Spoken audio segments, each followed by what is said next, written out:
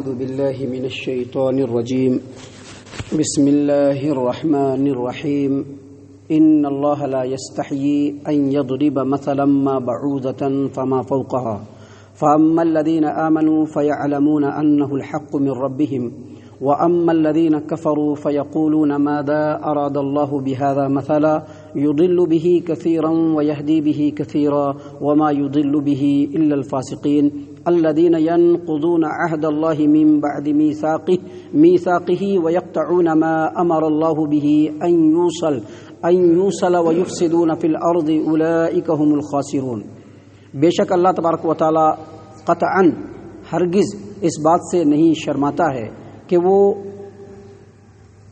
مچھر اور اس سے بھی کمترین مثال لوگوں کے سامنے بیان کرے. مچھر کی مثال یا اس سے بھی کمترین چیزوں کی مثال اللہ تبارک و تعالی بیان کرے. پس وہ لوگ جو لوگ ایمان لائے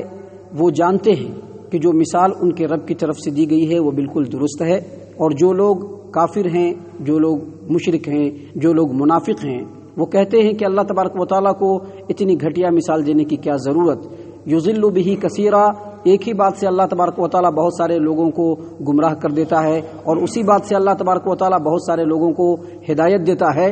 اور گمراہی تو صرف فاسق و فاجر کو ہی اللہ تبارک و تعالیٰ دیتا ہے. وہ فاسق و فاجر جو اللہ تبارک و تعالیٰ کے عہد کو توڑتے ہیں اس کو پختہ ہونے کے بعد، اور جو کچھ اللہ تبارک و تعالیٰ نے جوڑنے کا حکم دیا ہے اس کو کاٹتے ہیں اور زمین میں فساد برپا کرتے ہیں، اور یہی لوگ ناکام و نامراد ہیں. معزز سامعین کرام، سورۃ البقرہ سورہ نمبر 2 اور اسی سورت سے ابھی آپ کے سامنے آیت نمبر 26 اور 27 تلاوت کی گئی، اور ان دونوں آیات کا ترجمہ بھی آپ کے سامنے پیش کیا گیا. سامعین کرام، امام سدی نے اپنی تفسیر کے اندر عبداللہ ابن مسعود رضی اللہ عنہ اور عبداللہ ابن عباس رضی اللہ عنہما اور کئی صحابہ کرام سے یہ روایت کیا ہے کہ جب اللہ تبارک و تعالیٰ نے سورۃ البقرہ آیت نمبر 28، 19 اور آیت نمبر 18، 19 اور 20 کے اندر منافقوں کی جو دو مثالیں بیان کی کہ ایک آگ جلانے والا جو منافق کی جو مثال ہے، اور دوسرا بارش ہونے والا جو منافقوں کی مثال ہے، جب یہ دو مثالیں اللہ تبارک و تعالیٰ نے سورۃ البقرہ کے اندر منافقوں کی پیش کی تو منافقوں نے کہا کہ اللہ تبارک و تعالیٰ کو ایسی مثال دینے کی کیا ضرورت. اللہ تبارک و تعالیٰ نے یہ آیت کریمہ دونوں نازل فرما دی کہ اللہ تبارک و تعالیٰ کو ہرگز اس بات کی حیا نہیں آتی ہے کہ اللہ تبارک و تعالیٰ مثال بیان کرے، چاہے وہ کتنی گھٹیا چیز کیوں نہ ہو، کیونکہ جتنی بھی چیزیں ہیں سب اللہ کی مخلوق ہے اور اللہ تبارک و تعالیٰ کی نظر میں سب کے سب برابر ہیں. معزز سامعین کرام، حافظ ابو جعفر ابن جریر طبری رحمہ اللہ اپنی تفسیر الطبری کے اندر بیان فرماتے ہیں کہ امام ابو جعفر الرازی نے ربیع بن انس سے روایت کیا کہ اللہ تبارک و تعالیٰ نے اس میں جو دنیا کی مثال بیان کی ہے اور اس کے لیے مچھر کی مثال بیان کی، وہ اس لیے بیان کیا کہ مچھر جو ہوتا ہے جب تک بھوکا رہتا ہے زندہ رہتا ہے، اور جب خوب پیٹ بھر کر کے خون کو چوس لیتا ہے اور بالکل شکم شیر ہو جاتا ہے، وہ بالکل اس کا پیٹ بھر جاتا ہے تو وہ مر جاتا ہے. بالکل ویسے ہی منافقوں کی مثال ہے، دنیا پرستوں کی مثال ہے کہ جب تک وہ بھوکے ہیں ان کو کوئی پریشانی نہیں، لیکن جب انہوں نے دنیا کو خوب حاصل کر لیا تو اللہ تبارک و تعالیٰ اس کو اپنے گرفت میں لے لیتے ہیں. اللہ تبارک و تعالیٰ کی اس آیت کریمہ کے تعلق سے جو تفسیر انہوں نے بیان کی، اس کی انہوں نے تائید میں اللہ تبارک و تعالیٰ کی ایک آیت، اللہ تبارک و تعالیٰ کے قرآن کریم کی ایک آیت سورۃ الانعام آیت نمبر 44 بھی انہوں نے بیان کی کہ فلما نسوا ما ذکروا به فتحنا علیہم ابواب کل شیء، یعنی جب ان لوگوں کو نصیحت کی گئی اور نصیحت کو ان لوگوں نے بھلا دیا تو اللہ تبارک و تعالیٰ نے دنیا کے پورے دروازے ان کے اوپر کھول دیے، کیونکہ جب وہ دنیا کو حاصل کر لیں گے اللہ تبارک و تعالیٰ ان کو اپنی گرفت میں لے لے گا. معزز سامعین کرام، حافظ ابن کثیر رحمہ اللہ نے اپنی تفسیر کے اندر بیان کیا ہے کہ امام سعید نے قتادہ سے روایت کیا کہ جب اللہ تبارک و تعالیٰ نے قرآن کریم کے اندر مثال بیان کی، مکھی کی مثال، مکری کی مثال، تو منافقوں نے، گمراہ لوگوں نے کہا کہ اللہ تبارک و تعالیٰ کو اتنی چھوٹی چھوٹی چیزوں کی مثال بیان کرنے کی کیا ضرورت ہے، تو اللہ تبارک و تعالیٰ نے یہ آیت نازل کی. سامعین کرام، اس سلسلے میں دوسرے مفسرین کا یہ بھی کہنا ہے کہ جب اللہ تبارک و تعالیٰ نے سورۃ البقرہ کے آغاز میں ہی مدینے کے اندر تمام عرب کے لوگوں سے اور دنیا کے تمام کے لوگوں سے یہ چیلنج کیا کہ یہ قرآن کریم اللہ تبارک و تعالیٰ کا کلام ہے، تو ان لوگوں نے کہا کہ جب اللہ تبارک و تعالیٰ کا ہی یہ کلام ہے تو جواب تو نہیں دے پائے، تو کہا کہ اللہ تبارک و تعالیٰ اس کلام میں مکھی کی، مچھر کی، مکڑی کی مثال کیوں بیان کرتا ہے؟ اللہ تبارک و تعالیٰ نے قرآن کریم میں مکھی کی مثال بھی بیان کی ہے. سورۃ الحج آیت نمبر 73 میں اللہ تبارک و تعالیٰ نے مکھی کی مثال بیان کی. کیا مثال بیان کیا؟ اللہ تبارک و تعالیٰ نے کہا یا ایھا الناس ضرب مثل فاستمعوا له ان الذين تدعون من دون الله لن يخلقوا ذبابا ولو اجتمعوا له وان يسلبهم الذباب شيئا لا يستنقذوه منه ضعف الطالب والمطلوب. اللہ تبارک و تعالیٰ نے کہا کہ اے لوگو تمہارے لیے ایک مثال بیان کی جاتی ہے، مثال کو بہت غور سے سنو. بے شک وہ لوگ جو اللہ تبارک و تعالیٰ کے علاوہ دوسروں کو پکارتے ہیں وہ تمام کے تمام مل کر کے بھی ایک مکھی کو بھی نہیں پیدا کر سکتے. لن يخلقوا ذبابا ولو اجتمعوا له، سب کے سب مل جائیں، ایک دوسرے کا سپورٹ کرنے لگے، پورے ایک دوسرے کی مدد کرنے لگے، تعاون کرنے لگے، اس کے باوجود ایک مکھی بھی پیدا نہیں کر سکتے. اور جن لوگوں کو یہ اللہ تبارک و تعالیٰ کے علاوہ پکارتے ہیں، اگر مکھی ان کا کچھ چھین بھی لے تو اس کو یہ لوگ بچا نہیں سکتے، کیونکہ مانگنے والا بھی کمزور ہے اور جس سے مانگا جا رہا ہے وہ بھی کمزور ہے. اللہ تبارک و تعالیٰ نے مکھی کی مثال بیان کی. اور اسی طرح سے سورۃ العنکبوت میں اللہ تبارک و تعالیٰ نے مکری کی مثال بیان کی. کیا مثال بیان کی اللہ تبارک و تعالیٰ نے؟ کہ بے شک ان لوگوں کی مثال جو اللہ تبارک و تعالیٰ کے علاوہ دوسروں کو اپنا ولی مقرر کر کے رکھے ہیں، ان کی مثال کمثل العنکبوت، ان کی مثال جو ہے بالکل مکری کے جالے کی طرح سے ہے. اتخذت بیتا، کیونکہ مکری جو ہے اپنا گھر بناتا ہے. مکری کی طرح سے ان کی مثال ہے کہ جس طرح سے مکری اپنا گھر بناتا ہے، جالا بناتا ہے. اور یہ بات معلوم ہے کہ مکری کا جالا جو گھر ہے وہ دنیا کے تمام گھروں میں سب سے زیادہ کمزور ہے. تو اللہ تبارک و تعالیٰ نے اس آیت کریمہ میں جو ابھی آپ کے سامنے پڑھی گئی سورۃ البقرہ آیت نمبر 26، اللہ تبارک و تعالیٰ نے اسی بات کو یہاں پر بیان فرمایا ان اللہ لا یستحیی ان یضرب مثلا ما بعوضۃ فما فوقها. اللہ تبارک و تعالیٰ کو بالکل شرم نہیں ہے، حیا نہیں ہے اس بات سے کہ اللہ تبارک و تعالیٰ اپنے مخلوقات میں سے چھوٹی سے چھوٹی چیز یہاں تک کہ مچھر کی مثال کو بھی بیان کرے. اللہ تبارک و تعالیٰ کو شرم نہیں ہے. کیوں؟ کیونکہ جب مثال بیان کی جاتی ہے تو مثال جو ہے اگر جس کے لیے مثال دیا جا رہا ہے اس پر فٹ بیٹھ رہا ہے تو مثال ٹھیک ہے. اللہ تبارک و تعالیٰ نے غیر اللہ کی مثال بیان کی. کیا مثال بیان کیا؟ کہ وہ بالکل مکھی بھی پیدا نہیں کر سکتے ہیں، اگر ان کے اوپر مکھی بیٹھ جائے تو مکھی کو وہ ہٹا بھی نہیں سکتے ہیں. ان کے سامنے جو چڑھا ہوا ہے اگر اس کے اوپر مکھی جا کر کے کچھ لے کر کے بھاگے اس کو بھی وہ نہیں بچا سکتے ہیں، بالکل کمزور ہے. یہ مٹی کا پتھر کا بت جو ہے، یہ قبروں میں لیٹا ہوا بابا جو ہے، اس کی کیا حیثیت ہے؟ اس کی حیثیت تو مکھی اور مچھر سے بھی گئی گزری ہے، کیونکہ ان کے اندر کچھ بھی صلاحیت نہیں ہے، وہ مکھی اور مچھر کو بھی نہیں ہکا سکتے. اسی طرح سے غیر اللہ کو جو پکارا جاتا ہے بالکل مکری کے جالے کی طرح سے، کہ مکری کا جالا جس طرح سے ایک مرتبہ ہاتھ لگایا جائے تو مکری کا جالا ختم ہو سکتا ہے، ویسے ہی یہ غیر اللہ کو پکارنے والے کے پکار کی مثال ہے کہ کچھ بھی ملنے جلنے والا نہیں، اللہ چاہے گا تب بھی ملے گا. تب اللہ تبارک و تعالیٰ نے اسی بات کو یہاں پر بیان فرمایا کہ اللہ تبارک و تعالیٰ کو مثالیں دینے میں شرم نہیں آتی ہے، لیکن جب اللہ تبارک و تعالیٰ قرآن کریم میں کوئی مثال بیان کرتا ہے یا کوئی بات بیان کرتا ہے تو اسی بات سے بہت سارے لوگوں کو ہدایت مل جاتی ہے اور اسی بات سے بہت سارے لوگوں کو گمراہی بھی مل جاتی ہے.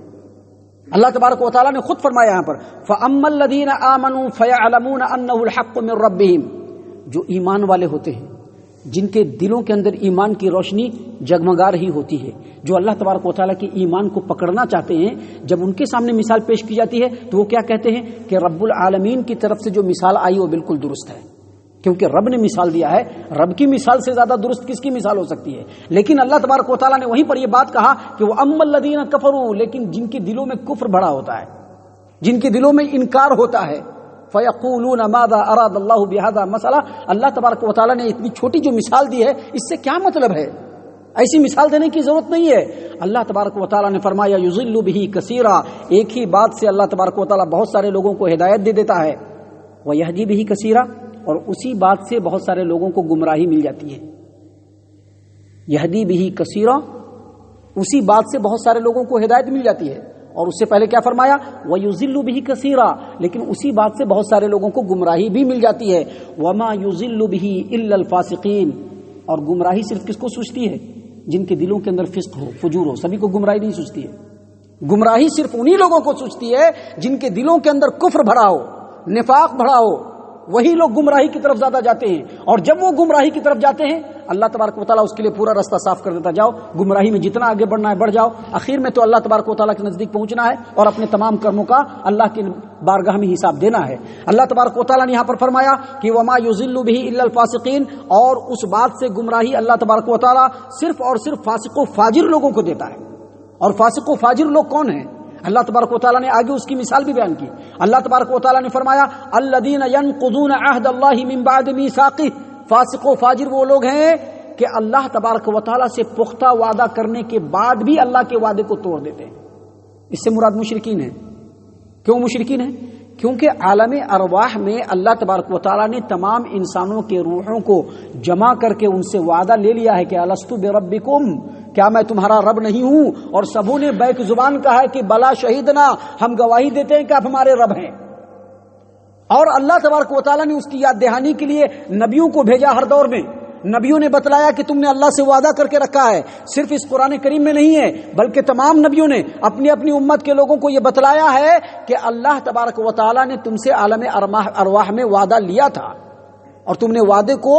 پختگی کے ساتھ پکڑا تھا۔ تو وعدے کو پختہ کرنے کے بعد جو لوگ اللہ تبارک و تعالیٰ کی عبادت ہی نہیں کرتے یا اللہ تبارک و تعالیٰ کی عبادت میں دوسروں کو شریک ٹھہراتے ہیں، وہی اللہ کے وعدے کو توڑنے والے ہیں۔ تو اللہ تبارک و تعالیٰ نے یہاں فرمایا کہ فاسق و فاجر لوگ وہ ہیں جو اللہ تبارک و تعالیٰ کے وعدے کو مضبوط کرنے کے بعد توڑنے والے ہیں، اور جو کچھ جوڑنے کا حکم اللہ نے دیا ہے اس کو کٹ کرنے والے ہیں۔ وما وَيَقْطَعُونَ مَا أَمَرَ اللَّهُ بِهِ أَن يُوصَلَ، جن چیزوں کو جوڑنے کا حکم دیا اللہ نے، دیکھیں جن چیزوں کو جوڑنے کا حکم دیا ہے اس میں رشتہ داریاں بھی آتی ہیں، اس میں سماج و معاشرے میں ایک دوسرے کے ساتھ ملے جلے لوگ بھی ہوتے ہیں، ان دونوں کے درمیان تفرقہ پیدا کرنا، لوگوں کو دوسرے سے کاٹنا، رشتوں کو رشتے سے کاٹنا یا رشتوں سے کٹ جانا، یہ تمام چیزیں اس کے اندر آتی ہیں۔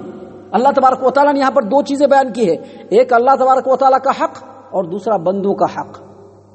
اگر اللہ تبارک و تعالیٰ کے حق کو پورا نہیں کر رہے ہیں اور بندے کے حق کو بھی پورا نہیں کر رہے ہیں، یہ زمین میں فساد پیدا کرنا ہے۔ اگر اللہ کے حق کو پورا کر رہے ہیں، بندوں کے حق کو پورا نہیں کر رہے ہیں، اپنے رشتہ داریوں میں خلفشار پیدا کر رہے ہیں، سماج و معاشرے کے اندر خلفشار پیدا کر رہے ہیں، یہ بھی زمین میں فساد پیدا کرنا ہے، اور ایسے ہی لوگ فاسق و فاجر ہیں۔ اور اگر کوئی آدمی اللہ تبارک و تعالیٰ کے حق کو تو پورا کر رہا ہے لیکن رشتہ داریوں کے حق کو پورا نہیں کر رہا ہے، سماج و معاشرے کے حق کو پورا نہیں کر رہا ہے، وہ بھی فاسق و فاجر ہے۔ اسی لیے اللہ تبارک و تعالیٰ نے یہاں پر بیان فرمایا کہ فاسق و فاجر وہ لوگ ہیں جو اللہ تبارک و تعالیٰ کے عہد کو مضبوط کرنے کے بعد بھی توڑ دیتے ہیں، اور جو کچھ جوڑنے کا اللہ تبارک و تعالیٰ نے حکم دیا ہے اس کو کاٹتے ہیں اور زمین میں فساد پیدا کرتے ہیں۔ یہی لوگ اصل نقصان اٹھانے والے ہیں،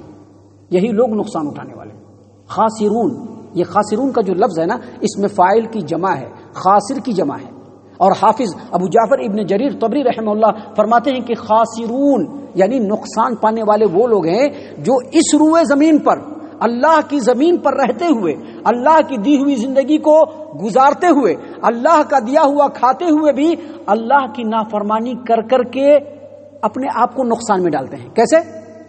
جس طرح سے ایک بزنس و کاروبار کرنے والا جب بزنس و کاروبار کرتا ہے تو گھاٹے میں جاتا ہے تو اس کا اصل سرمایہ جو کیپٹل ہوتا ہے وہ لاس میں چلا جاتا ہے، ویسے ہی فاسق و فاجر اور منافق لوگ جب اللہ تبارک و تعالیٰ کی نافرمانی کرتے ہیں تو اللہ کی طرف سے جو حصہ ملنے والا ہوتا ہے وہ اس سے کم ہو جاتا ہے، اور اللہ کا حصہ کیا ملتا ہے؟ رحمت۔ اور وہ رحمت کب ملے گی؟ دنیا میں نہیں، آخرت میں۔ رحمت تو اللہ تبارک و تعالیٰ کی دنیا میں بھی ہے، لیکن اللہ تبارک و تعالیٰ نے ایمان والوں کے لیے خاص رحمت کو جمع کر کے آخرت کے لیے رکھا ہے۔ اب جب بندہ اس دنیا کے اندر نافرمانی کرتا ہے تو آخرت میں جو رحمت کا حصہ ہے وہ کم ہونے لگتا ہے، اور یہ سب سے بڑا نقصان ہے، کیونکہ آخرت میں رحمت کی بہت ضرورت پڑے گی۔